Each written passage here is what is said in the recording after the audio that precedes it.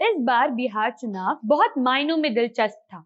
Last moment तक हम ये नहीं समझ पा रहे थे कि कौन सा गठबंधन बिहार में अपनी जीत का परचम लहराएगा। जब एग्जिट पोल्स आना शुरू हुए तो लगभग पूरे बिहार ने ही ये मान लिया था कि इस बार बिहार में फिर से लालटेन की रोशनी दिखाई देगी। लेकिन जब वोटों की गिनती असल मायने में शुरू हुई तो बस एक ही चीज साफ साफ समझ में आई थी कि इस बार कोई भी पार्टी अपने दम पर भारी बहुमत नहीं ला पाएगी। हुआ भी बिल्कुल वही। लेकिन जहां सारी पार्टियां एक एक सीट जोड़कर अपनी शान बनाए रखने की कोशिश कर रही थी, वहीं एक पार्टी ऐसी रही जो शान तो कैसे ही बचा थी, क्योंकि बिहार की राजनीति में उसे अपने आप को बचाए रखने के लिए मात्र एक सीट मिली थी। जी हां, हम बात कर रहे हैं लोक जनशक्ति पार्टी यानी लोजपा की। जानकारी के लिए बता दूं कि लोजपा का गठन वर्ष 2000 में हुआ था और तब से लेकर आज तक में यानी कि इन पूरे 20 सालों में लोजपा ने चुनाव के मैदान में कभी भी इतना खराब प्रदर्शन नहीं किया है। यह गौर करने वाली बात है क्योंकि लोजपा ने पहली बार स्वर्गीय रामविलास पासवान जी के नेतृत्व के बिना चुनाव लड़ा था। 2005 में जब लोजपा चुनाव के मैदान में उतरी थी तब वो 29 सीटों पर जीत हासिल कर पाई थी।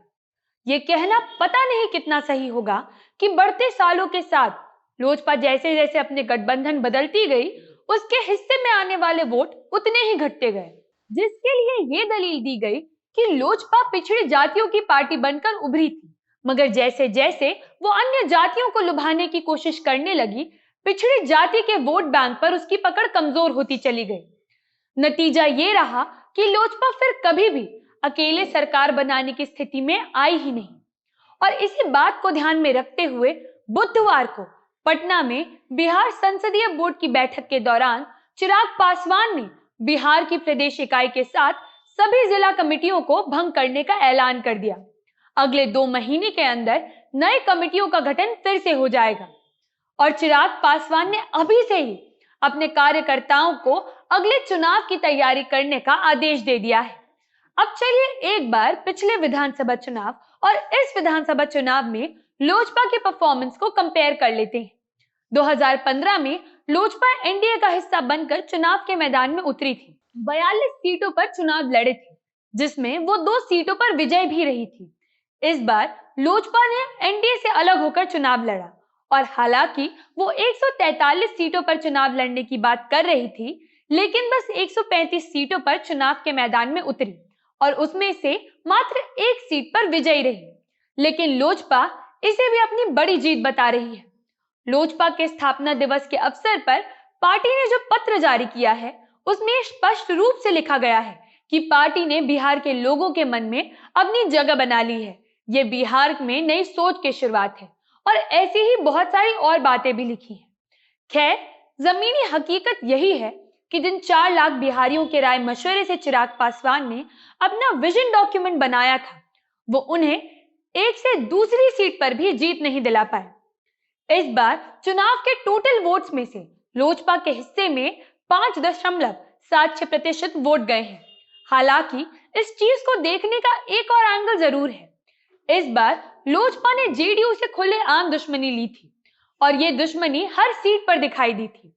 लोजपा अपने हिस्से में तो ज्यादा सीटें नहीं ला पाई, लेकिन उसने अन्य पार्टियों को भी बहुत नुकसान पहुंचाया है। 54 ऐसी सीटें थी जहां वोटों का गणित लोजपा की वजह से बिगड़ गया था और इसमें सबसे ज्यादा नुकसान जेडीयू को ही हुआ, क्योंकि इन 54 में से 25 सीटें उनकी ही थी। इसके अलावा वीआईपी की 4 सीटें भी थी, लोजपा की वजह से प्रभावित हुई।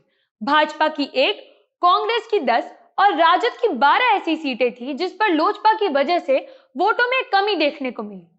तो अगर लोजपा का मकसद इस बार सच में हर सीट के गणित को खराब करना था, तो वो इसमें बेशक कामयाब रही और राज्यसभा की सीट पर महागठबंधन का ऑफर आने के बावजूद अपना प्रत्याशी ना उतारकर भाजपा का हनुमान बने रहने में भी कायम रह गई।